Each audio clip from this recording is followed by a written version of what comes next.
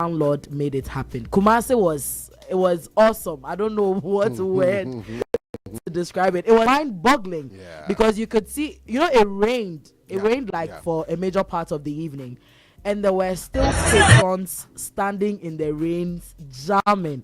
If you are joining us on Facebook, you can see it was crazy. Crazy is the only word I can use to describe it, because.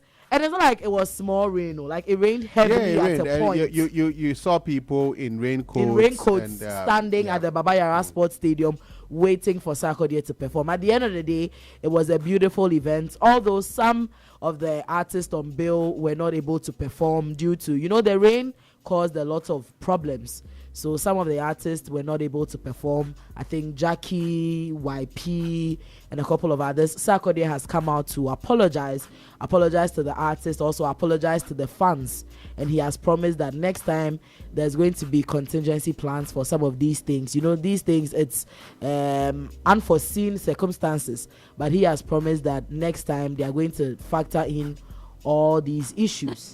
And he has also said that they are looking at making it an annual thing in Kumasi. That would be nice. That would be good. Yeah, that would be good. But they have to come back to Accra. So that's those of us who can't travel. Now, I'm not sure he's going to put an end to organizing it in Accra, but just thinking that, okay, maybe annually, one in Accra, one in Kumasi, wouldn't be. But I think one of the topics or talking points that came out of this event though was the fact that they couldn't use the entire stadium 360 because they couldn't NSA did not allow them to use the pitch. They don't have pitch covers, as we constantly have been told. Is it that expensive? It probably is, but I still don't get why we are not able to, because if you're going to have events in the stadium, you should have provision. You make provision for that. But then again, I mean, it's cost benefit analysis. Maybe we don't have enough such events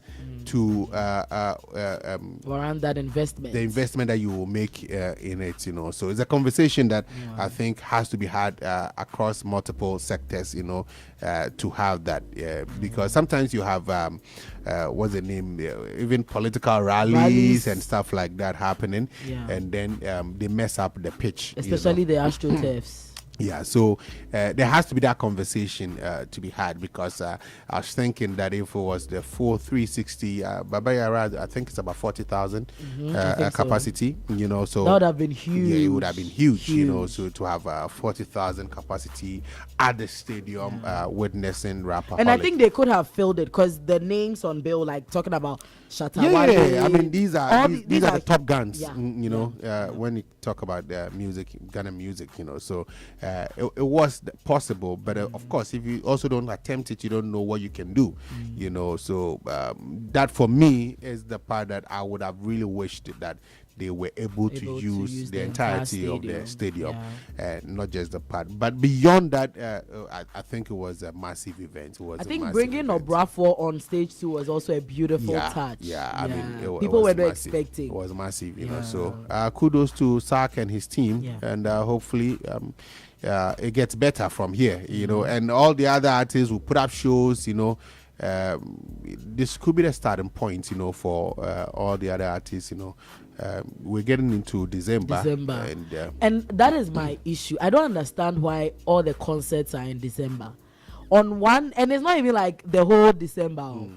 Everybody squeezes their events from 24th to 31st. On one night, you have several Top Guns. I think that that has to be looked at. But you've had some artists starting some of these events, and then some other artists joining in. But I mean, Sark has done this in September. Was massive.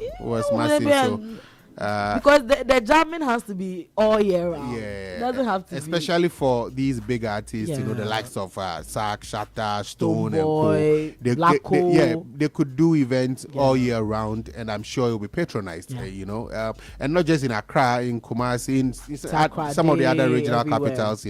I'm sure that if they put in place the right marketing organization, they would be able to make the numbers. So I mean, it was great. I was not there, but we were there through social media. Yeah. That's what I was going to say. That was on my timeline all throughout. So whether you were there or not, you could feel the event. And then I loved the Daddy Lumba tribute that he did as well. Today is also DL's birthday. It's DL's birthday. It would have been 61. 61, I think. Wow.